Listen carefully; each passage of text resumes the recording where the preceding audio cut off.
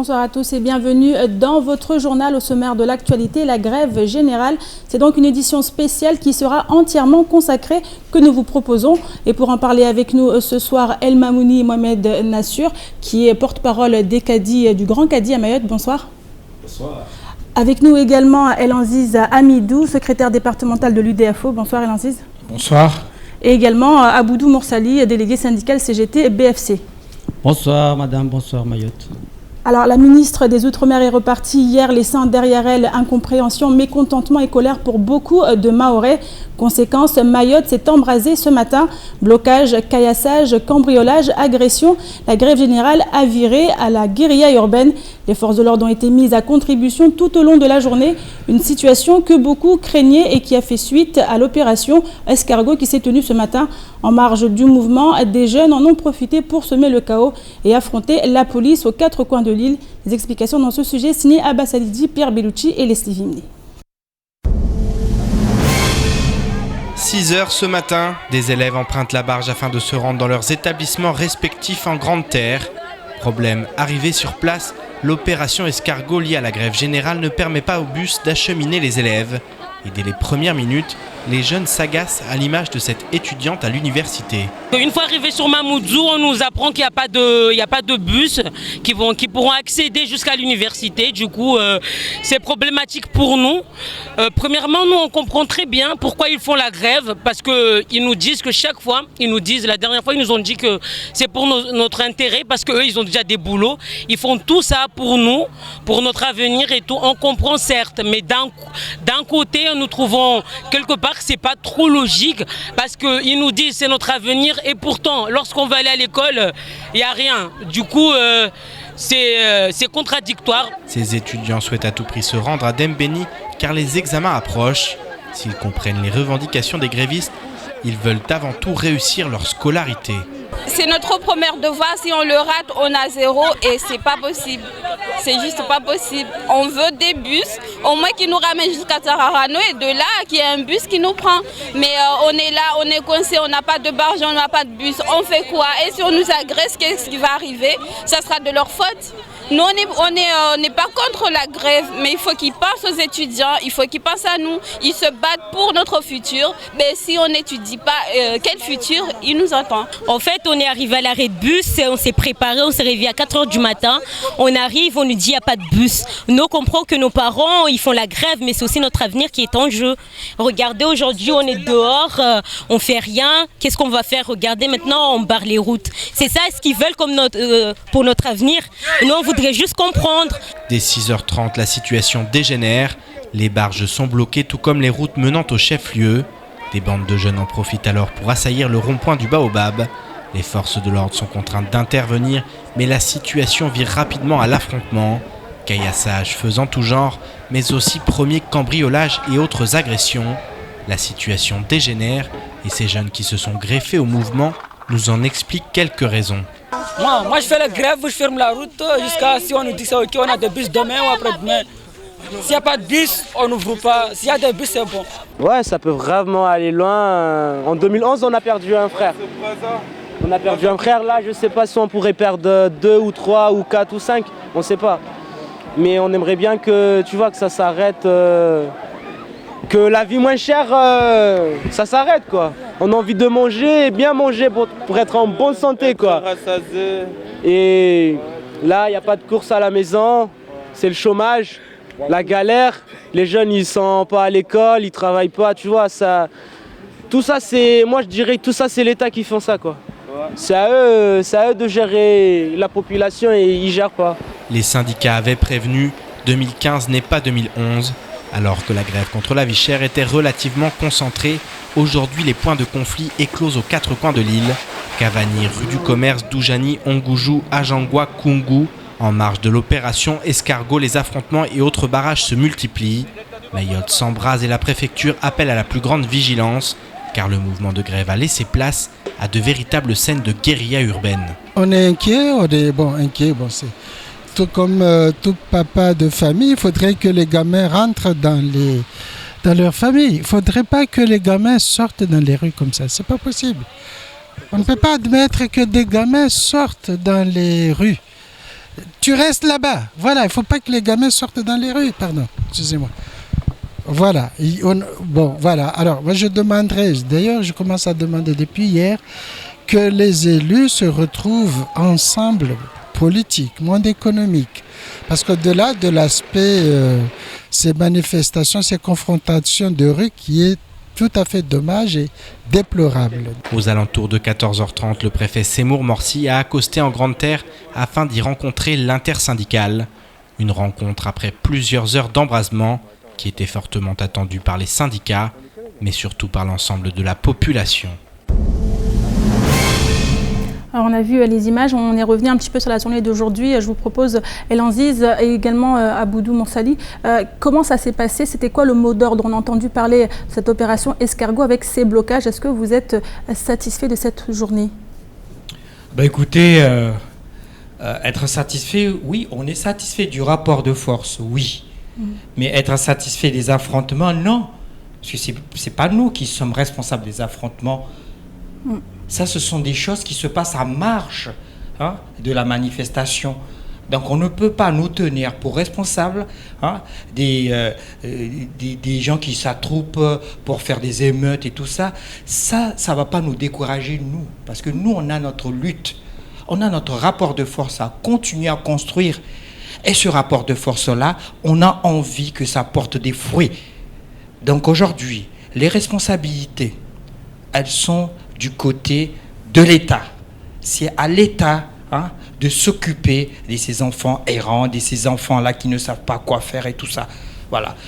Je donne un exemple.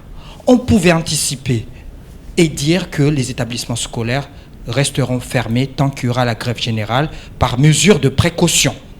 Ça n'a pas été fait. À qui la faute? Nous, on n'est pas l'État, nous, on n'est pas le vice-rectorat. Ce n'est pas à nous de penser pour eux. Nous, on a déjà notre rapport de force à construire et à alimenter pour qu'on arrive à des résultats. Donc aujourd'hui, je refuse à ce qu'on porte des responsabilités qui ne sont pas les nôtres. Notre responsabilité à nous, c'est d'encadrer notre mouvement. Et jusqu'à maintenant, notre mouvement, il est bien encadré. Il n'y a pas eu des grévistes qui ont tabassé des gens. Il n'y a pas eu des grévistes qui ont dérapé. Donc nous, on est de tradition républicaine. On respecte les valeurs de la République. Et ces valeurs-là, elles sont applicables à Mayotte, à La Réunion, partout sur le territoire français. Donc il faut le rappeler qu'aujourd'hui, cette situation-là, elle est déplorable. Et j'en appelle à toutes les familles qui sont présents et qui nous écoutent et qui nous voient, qui puissent se rendre quand même compte et qui soient conscients que ces enfants-là, ce sont leurs enfants et qu'ils doivent s'occuper de ces enfants-là. Et quand il y a une grève générale, il faut que ce soit eux-mêmes qui aillent négocier avec ces enfants-là, les enlever de ces barrages-là. Parce que c'est irresponsable, quand on est parent, de laisser ces enfants-là en errance totale. Hormis les enfants qu'on appelle les enfants de la rue, les enfants isolés et tout ça, qui sont de la responsabilité, encore une fois, de l'État. Merci beaucoup. El Aziz nous a rejoint entre-temps Pierre Bellucci. Pierre qui était notamment en Petite Terre où on a vu des blocages. La barge a été suspendue, des rotations ont été annulées. Alors comment ça s'est passé, Pierre ? Écoutez, en Petite Terre, c'était relativement calme, il n'y a pas eu de débordement. Alors, effectivement, ce matin, tout de même, il y avait beaucoup de blocages, beaucoup d'expectatives aussi. Les personnes ne savaient exactement ce qui se passait. Il y a beaucoup de personnes qui n'étaient même pas au courant qu'il y avait une grève générale, donc c'était un peu compliqué. Maintenant, vraiment, aucun débordement, c'est très calme.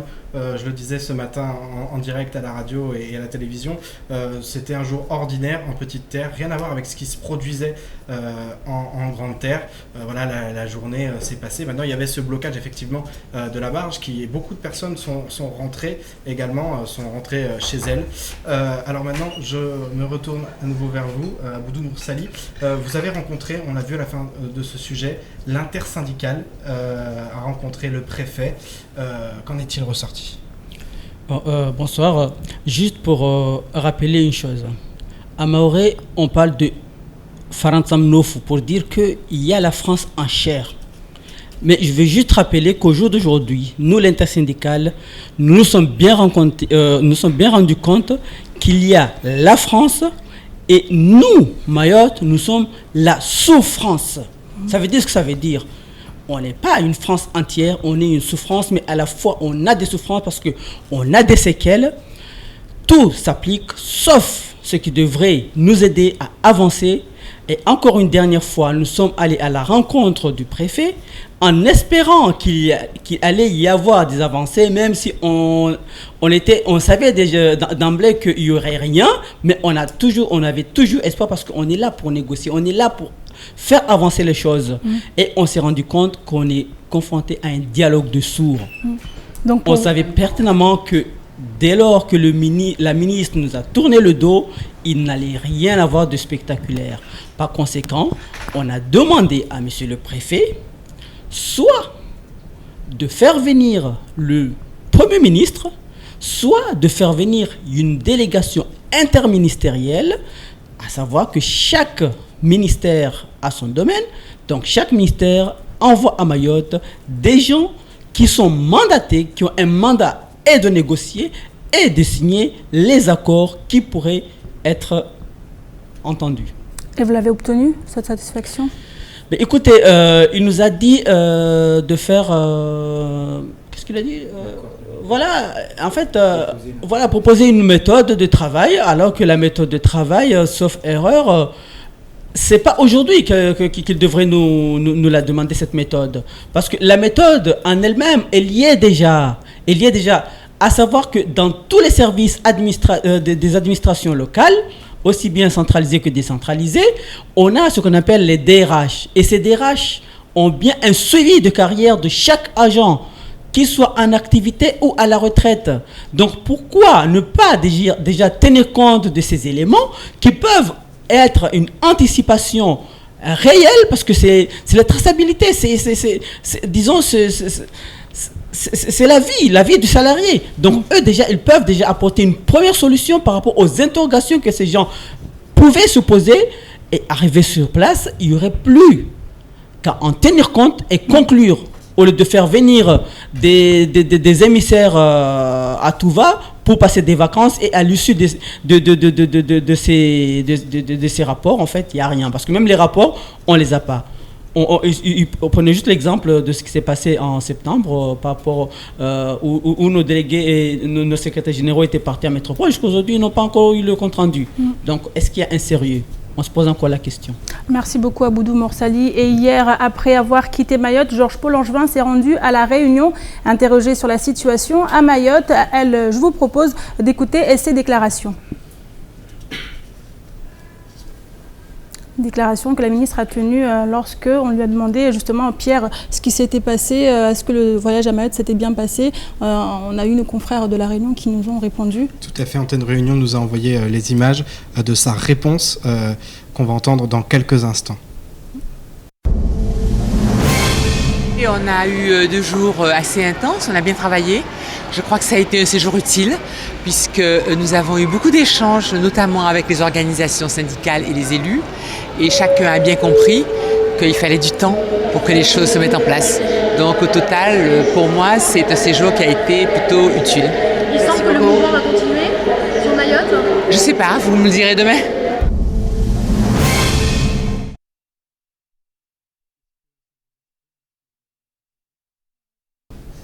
La réaction, c'est qu'ils ne prennent pas la mesure de l'urgence du moment. Parce que c'est sérieux ce qui se passe à Mayotte. Et quand je vois des gens, je vois une ministre qui rigole et qui est heureuse, qui n'est pas consciente que ce qui se passe à Mayotte aujourd'hui, c'est grave. Qu'il va falloir apporter des réponses. Et ces réponses-là, les Mahorais sont en attente. Et cette attente-là, plus ça dure et plus ça se dégrade au niveau social, au niveau sécuritaire, à tous les niveaux. Donc aujourd'hui, l'île est bloquée. Il n'y a pas d'administration qui fonctionne, il n'y a pas de commerce, il n'y a rien du tout. Il n'y a pas de rotation, il n'y a rien. Donc je pense qu'il va falloir que le gouvernement se ressaisisse et donne des vraies réponses aux questions qui sont posées et aux revendications qui sont mises sur la table. Alors, El Mamoun, votre réaction par rapport à ce qui se passe en ce moment? Bonsoir tout le monde et merci de m'inviter pour apporter mon analyse sur ces situations sociales graves, car graves étant donné qu'elles touchent l'ensemble des couches de la société mahoraise. Mon analyse est celle-ci, c'est que on sous-estime les mouvements sociaux à Mayotte. Ce n'est pas une première. Ce qui se passe aujourd'hui, je l'ai vécu en 2004, en 2007, en 2008, quand j'étais encore aux affaires, quand j'étais dans les syndicats et que je conduisais effectivement des mouvements social de ce genre, où nous allions beaucoup plus loin parce que quand il s'agissait de l'intégration des agents de la fonction publique territoriale, on n'a pas seulement fait des manifestations, des démonstrations, mais on a fait des analyses. Sur les décrets sociaux, on a fait des propositions qui étaient claires et qui étaient appréciées parce que la représentation du gouvernement ici sur place à ce moment-là n'était pas à même d'opposer les propositions que nous faisions par rapport à ce que nous envisagions ou ce qui pourrait être envisagé comme méthode d'intégration de la fonction publique territoriale sans différencier, et c'est-à-dire au même titre que tout agent de l'État. Mais on a fait fi, encore une fois. Et aujourd'hui, nous voyons, malgré les sonnettes et malgré le fait que les syndicats aujourd'hui sont quasiment unanimes, et ça, je le salue. Pour la première fois à Mayotte, on voit les syndicats qui sont complètement donc main dans la main pour en principe revendiquer le bien-être de la société, parce qu'en fait, il n'y a que ça que l'on recherche ici. On ne peut pas être français et ne pas être traité de la même manière à même emploi qu'avec un agent, n'est-ce pas, donc de la même catégorie, qui soit en métropole ou qui soit donc dans les autres départements. C'est pas normal. On ne peut pas avoir, au bout de 10 ans, n'est-ce pas, de recherche d'intégration, qu'il y ait une différence des agents de la fonction publique ici à Mayotte et les agents donc de la fonction publique à la métropole, ou qu'il y ait encore jusqu'à maintenant cette distinction entre les agents du privé avec les agents du privé d'ailleurs, qu'on n'ait pas ces fameuses conventions, qu'on n'ait pas la même législation. Moi je trouve qu'en fait les revendications, n'est-ce pas, qui sont séculaires et qui sont portées aujourd'hui par l'ensemble des syndicats sont tout à fait justifiées et demandent à être effectivement répondues. Je suis effectivement un peu sidéré de la manière où la ministre des Outre-mer, n'est-ce pas, a considéré ces mouvements-là qui lui a été signifié avant qu'elle n'arrive. Et qu'elle n'ait pas pris les dispositions qu'il fallait pour pouvoir en principe répondre de façon correcte, n'est-ce pas, toute une société, n'est-ce pas, qui se trouvait derrière une représentation syndicale, qui est l'ensemble qui ont jusqu'à maintenant, je le répète, agi de façon tout à fait paisible. Donc en fait, si on ne répond pas de façon claire et de façon posée et de façon républicaine à ces demandes qui sont tout à fait justifiées, effectivement, la situation peut être rendue floue et que finalement, on est des personnes qui n'ont rien à voir avec ce mouvement-là à exploiter pour mettre le dos dans ce pays. Donc j'appelle vraiment l'État à se reprendre pour que finalement, on s'attable complètement aujourd'hui, qu'il y ait des assises, n'est-ce pas, sur la vie sociale donc, à Mayotte, pour que finalement, on puisse passer table rase l'ensemble des difficultés pour qu'on arrive finalement donc à harmoniser, n'est-ce pas, les différentes qu'on appelle déjà fonctions, que ce soit du buffet ou que ce soit du public ici à Mayotte. C'est suffisant. Il faut, vous savez qu'en fait, je n'évoquerai pas ici le problème de Kadi, qui, on s'est battu pendant, il y a les choses, finalement tout le monde est en accord, mais on n'arrive pas à décider à sortir ce statut qui devait permettre aujourd'hui des agents qui sont des fonctionnaires de l'État, des fonctionnaires tout court, n'est-ce pas, pour répondre à une situation sociale qui nécessite aujourd'hui des dispositions que seul ce corps de paix sociale peut en principe apporter. Donc il y a là un manquement, je le regrette, je le dis très fortement, de considération réelle et de hauteur par rapport à l'enjeu de Mayotte. Mayotte petite, 314 km², une petite population, mais d'immenses problèmes qui peuvent être apportés ici, qui peuvent avoir ici des solutions, si on veut vraiment leur donner en principe les solutions qu'il faut. Vous rejoignez donc l'intersyndical lorsqu'il parle d'une situation qui a été créée de toutes pièces par l'État. Parler préparé par l'État complètement, je ne dirais pas ça. Par négligence. Moi, je considère qu'en fait, qu'il y a eu une négligence, déconsidération, depuis des années, n'est-ce pas, donc de ce qui s'est passé ici à Mayotte. On considère comme si c'était un territoire qui était singulièrement très éloigné de l'État, et que, bon, surtout un petit caillou jeté donc dans la mer, on s'en fout de ce qui se passe. Alors qu'ici résident énormément des solutions qui peuvent en principe apporter la paix sociale dans la République, je le dis bien. Alors, moi, je me retourne vers vous, Alain Ziz. On a vu la ministre dire également que par manque de moyens, certaines choses qui ne pourront pas être apportées à Mayotte. Quelle est votre réaction? Mais écoutez, il faut arrêter. Hein. Ici, Mayotte, le territoire de Mayotte, plus la population, c'est à peine un arrondissement de Paris. C'est pas une histoire, c'est pas une affaire d'argent.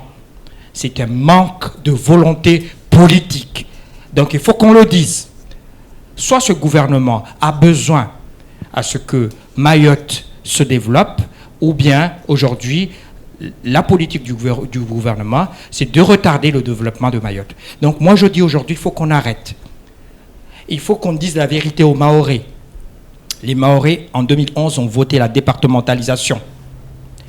Et vous savez, depuis 2011, il y a toutes les codes contraignantes qui leur sont tombés sur la tête.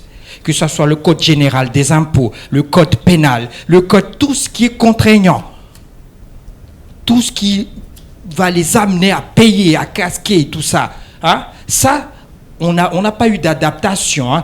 Alors que l'article 73 de la Constitution permet les adaptations dans les départements d'outre-mer. Et le département de Mayotte est régi par l'article 73 de la Constitution. Mais non, on n'a pas fait d'adaptation. On a même encouragé les maires à faire payer les impôts locaux, alors même que le cadastre n'est pas au top. Il y a beaucoup de ratés dans le cadastre. Hein. On ne sait même plus qui habite quoi, tout ça, qui est propriétaire de quoi. Hein. Donc on a fait n'importe quoi. Hein. On a asséné des coups à la population de Mayotte. Aujourd'hui, Mayotte se réveille et Mayotte dit non. Il y en a assez. On veut les avantages du département, on veut les allocations familiales, on veut les retraites, on veut les indexations, on veut tout ce qu'il y a d'avantages. Parce que les devoirs, nous, on remplit nos devoirs, on paye nos impôts, on paye sans rechigner. Aujourd'hui, l'État doit payer aussi le transfert nécessaire pour qu'il y ait un confort pour cette population, pour qu'il y ait enfin l'égalité sociale et aussi, il faut le souligner, l'égalité républicaine. Parce que le gouvernement, ce n'est pas un gouvernement d'extrême droite et tout ça, c'est un gouvernement républicain. Donc aujourd'hui, on demande l'égalité républicaine. Donc qu'on nous réponde clairement. Donc d'ici demain, on veut des réponses claires. Merci Alain Ziz. On continue. Les victimes de cette journée de conflit sont nombreuses. Le chaos a permis toutes les dérives et les agressions se sont multipliées. Violences physiques, vols, cambriolages, dégâts matériels. La population n'a pas été épargnée par les débordements. Nous avons rencontré plusieurs personnes qui se sont retrouvées prises en otage au cœur d'une journée des plus chaotiques. Reportage Akila Youssouf et Leslie Vimné. Pare-brise du coffre de la voiture brisé par les jets de pierre, rideau de fer de la boulangerie du Baobab fermé. Cet homme, comme la gérante de cette boulangerie, font partie des nombreuses victimes du jour.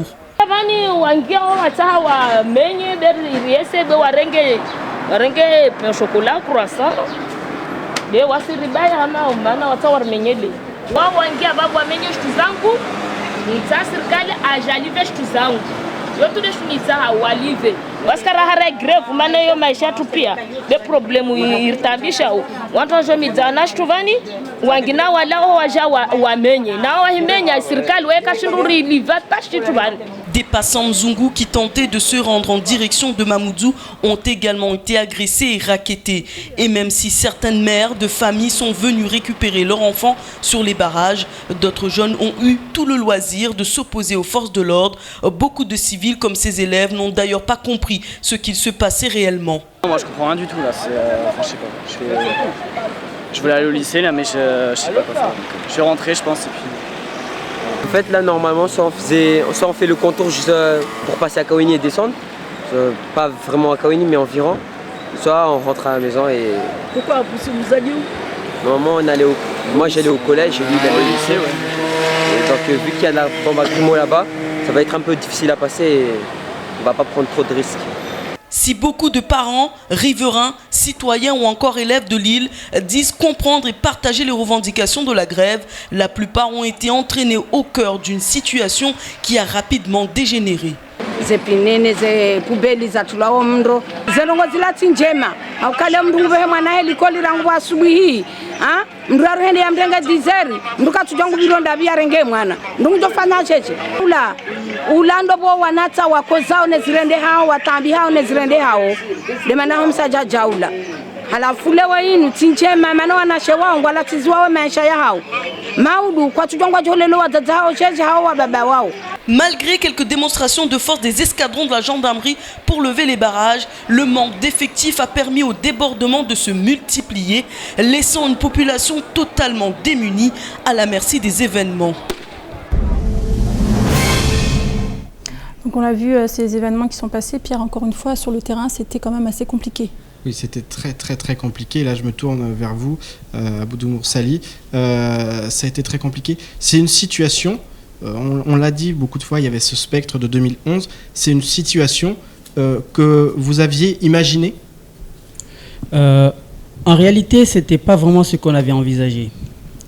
Tout simplement parce que dès lors qu'on a annoncé un mouvement de grève générale, je pense que les dispositions, comme l'a souligné mon camarade tout à l'heure, devraient être prises de part et d'autre. Or, aujourd'hui, on se rend compte que c'est surtout dans le corps de l'État où il y a un laisser-aller. Parce que Madame la vice-recteur, dès lors qu'elle a entendu parler de grève générale, elle devrait se dire, 1, il n'y aura pas de transport. 2, il n'y aura pas de professeurs.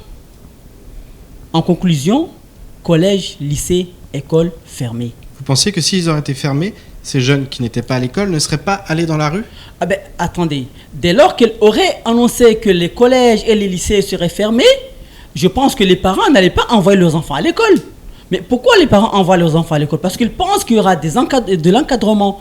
Ils pensaient qu'il y aurait les profs, il y aurait les surveillants, il y aurait les bus, il y aurait tout et tout. Mais eux, non, ils ne savent pas. D'ailleurs, Matisse aussi devrait lancer un appel là-dessus pour dire non, il n'y aura pas de transport demain parce qu'il y a grève générale. Nous, on avait prévu une opération escargot. Ça veut dire que tous les salariés de Mayotte allaient partir tranquillement, calmement, sereinement de chez eux et surtout doucement pour venir manifester paisiblement leur grosse colère et surtout ce sentiment de mépris qu'ils ressentent vis-à-vis de l'État et non pas aller voir donc l'État ne pas faire son devoir, à savoir par le biais de vice-rectorat, et avoir des enfants, s'accaparer quelque chose qui n'est pas du tout le leur et poser autant de problèmes. Donc au jour d'aujourd'hui, nous lançons un appel aux parents que dès demain, ces enfants doivent rester chez eux et non pas venir faire des barrages un peu partout et risquer des problèmes parce que les problèmes, ils peuvent leur arriver. Ce sont des gamins. Il suffit juste qu'il y ait quelqu'un qui se précipite parce qu'il veut rattraper le temps et arriver à l'heure à la grève. Un enfant vient se foutre dans la... excusez-moi le terme. Vient se mettre en pleine route ou bien balance quelque chose et pouf, ça rebondit sur lui. Il tombe et il se fait mal. La faute est à qui? Maintenant, c'est aux parents de prendre responsabilité. Et surtout, dès que les parents entendent qu'il y a des gamins qui posent problème, que chaque parent se mobilise. Parce que nous aussi, on est des parents. Nous aussi, on est des parents. Si on fait grève aujourd'hui, c'est pas seulement pour nous. C'est pour eux aussi, parents. Qu'ils soient en situation de chômage, qu'ils aient un emploi, peu importe leur situation, c'est pour eux avant tout. Parce que quand aujourd'hui on demande l'égalité républicaine, on demande l'égalité au niveau social, au niveau de l'emploi, etc., c'est pour tout le monde. C'est pas seulement pour nous qui sommes là. Ça, c'est un combat digne que nous menons. Donc tout le monde doit nous comprendre et doit suivre nos appels, que tous les salariés demain viennent massivement. Quand je dis massivement, c'est pour montrer combien nous sommes mécontents de ce mépris de l'État vis-à-vis des Mahorais. On en a marre qu'on nous prenne pour des souffrances. On est des vrais Français. Justement, El Mamoun, je reviens vers vous. Vous avez parlé du statut des caddies, vous avez voulu qu'on vous sollicite un peu plus pour éviter ces débordements. On a vu votre intervention lors des affrontements Kaouni-Majitoro, parce que là aujourd'hui les caddies ont complètement leur place. Non, bon, on n'a pas eu en fait à intervenir. Et d'une part par rapport à cela, c'est vrai qu'en fait nous intervenons à chaque fois qu'il y a un conflit social et puis nous arrivons donc à porter notre magistère et expérience pour en principe apaiser. Ici, ce n'est pas le même sens. Le sens et l'esprit de ce mouvement n'a rien à voir avec le mouvement de Majikabo et de Kaouni, n'a rien à voir de l'esprit, n'est-ce pas, donc de conflits de Kombani et de Tsingoni. Ça n'a rien à voir. Ici, il s'agit de la gestion d'un paradigme social où on a une population, une société qui a basculé vers un droit commun avec tout un ensemble de réglementations dont ici on fait fi. Et il s'agit en fait d'apporter des éléments clairs à ce paradigme-là, aussi bien sur les réglementations donc, dans l'emploi, aussi bien dans la façon donc, de traiter les gens, aussi bien dans le positionnement donc, des agents de l'espace de la fonction publique ainsi que des agents du privé. C'est ça la problématique, c'est autre chose. Et quand je disais tout à l'heure qu'il y a une négligence, je l'affirme, et je reviens encore sur ce mot fondamental, parce que il ne fallait pas que ce mouvement-là arrivât à ce niveau-là. Il eût été intéressant, dès lors qu'il y a eu un préavis, avec ce qu'on appelle des intentions qui étaient claires, avec des signes avant-coureurs qui étaient clairs, que l'État, n'est-ce pas, et les services publics dans leur entier recherchent à retrouver rapidement avec les responsables de l'intersyndicale pour en principe enclencher un mouvement donc, de résolution, de recherche de solutions aux problèmes. Mais il ne s'agissait pas d'attendre que les gens aillent sur la rue.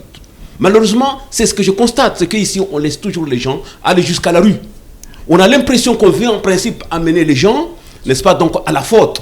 Alors qu'ici, c'est pas ça. Donc en fait, ce qui a dégénéré ici, c'est la conséquence de la négligence, de la considération du mouvement et de l'esprit de cela et de la nécessité d'accompagner Mayotte à basculer vers une société de droit commun clair et de gérer effectivement l'environnement social qui malheureusement, ça fait déjà un petit moment qu'on voit le recrudescence, je veux dire en fait la délinquance, les jeunes, etc., qui sont des activistes, n'est-ce pas, qui exploitent à chaque fois qu'il y a un moment d'explosion pour en principe jeter leur poison, leur venin parce qu'ils ont mal.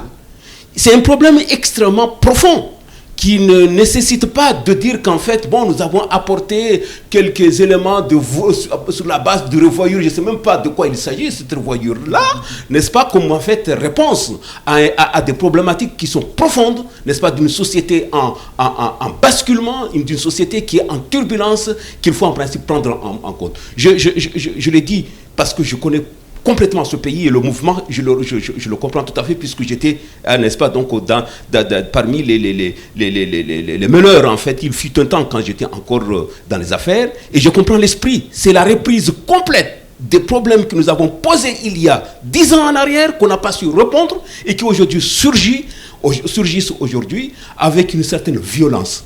Et c'est cela qu'il faut en principe, un responsable politique, n'est-ce pas, de quelque niveau que ce soit, une autorité de l'administration doit savoir lire, n'est-ce pas, ces signes-là qui doivent être pris en compte pour apporter les réponses justes à des problèmes comme celle-là. Ça fait déjà 3 jours qu'il y a eu finalement donc ce mouvement-là.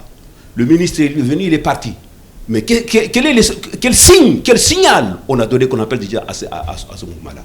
Veut-on que les gens ici se tirent, se coupent la tête, qu'on enflamme, que Mayotte vienne... Non, il ne faut pas donner cette possibilité-là. Et cette possibilité-là ne signifie pas envoyer des forces pour taper les gens. Il s'agit, n'est-ce pas, d'utiliser notre imagination pour amener les gens à s'attabler, pour rechercher ensemble des solutions, parce que les solutions existent si on veut les trouver. Elanziz, pour conclure, demain le mouvement est reconduit. Le risque qu'il y ait encore des débordements existe. Vous en avez conscience? Qu'est-ce que ça vous inspire? Écoutez, le mouvement est reconduit naturellement demain parce qu'il n'y a pas de réponse. On ne nous a apporté aucune réponse quant aux revendications qui sont mises sur la table. Donc aujourd'hui, moi en tant que syndicaliste, je continue à construire le rapport de force parce que je suis là pour porter de l'espoir dans ce département. Je ne peux pas laisser le désespoir s'installer dans le cœur des Mahorais parce que les Mahorais, ils ont droit, ils méritent de s'en sortir comme les ressortissants des autres départements d'outre-mer. Donc nous, les organisations syndicales, nous, l'intersyndicale, on est porteurs du message et nous, on est porteurs de l'espoir. Donc demain, la grève, elle est reconduite, c'est un signal d'espoir. Et que demain, peut-être, on aura un signal venant du gouvernement pour nous dire qu'on est écouté et qu'ils ont compris le message et qu'ils vont s'asseoir sur la table des négociations. Ils vont nous envoyer des gens compétents et des gens qui ont le mandat pour négocier avec nous et signer enfin un protocole de sortie de conflit avec un protocole qui va jeter les bases de calendrier pour ce qu'on appelle l'accord de méthode, parce que c'est en cela qu'on doit s'y atteler. Un accord de méthode qui est négocié de part et d'autre, parce qu'on a l'habitude de voir l'État nous imposer des choses ici à Mayotte, à tout va. Voilà. Donc aujourd'hui, on ne veut plus qu'on nous impose la vision du gouvernement. On veut aujourd'hui qu'il y ait une vision partagée de l'avenir des Mahorais. Parce que les Mahorais, eux-mêmes, c'est eux qui doivent décider leur destin et leur avenir et non pas le gouvernement. Donc aujourd'hui, je lance ce message au gouvernement, c'est qu'ils doivent nous envoyer un émissaire ici qui sera interministériel pour régler cette affaire d'accord de méthode, qu'on puisse les signer, nous, les organisations syndicales et l'État. Ça va engager et l'État et les organisations syndicales et ça va, en mon sens, entraîner un climat apaisé, un climat de confiance pour rétablir enfin le dialogue social qu'on a perdu. Merci beaucoup El Aziz, merci à Boudou Morsadi également, merci à vous El Mamoun Mohamed Nassur. Et avant de nous quitter cette information, la direction de la sécurité sociale de Mayotte informe les usagers que demain bureaux et accueils seront fermés par mesure de sécurité. Et c'est la fin de cette édition, merci à vous de l'avoir suivi, une édition que vous pourrez suivre en rediffusion sur notre site l'infocoésie.fr et sur OM5. Dans quelques instants, vous serez en compagnie d'Ornella Perrine pour la météo. Suivra juste après l'invité du temps de parole qui était ce matin au micro de Patrick Mian, que vous retrouverez demain dans la matinale, une matinale durant laquelle nous vous tiendrons informés sur la suite du mouvement qui, comme vous l'aurez compris, sera reconduit demain. Excellente soirée à vous sur KTV.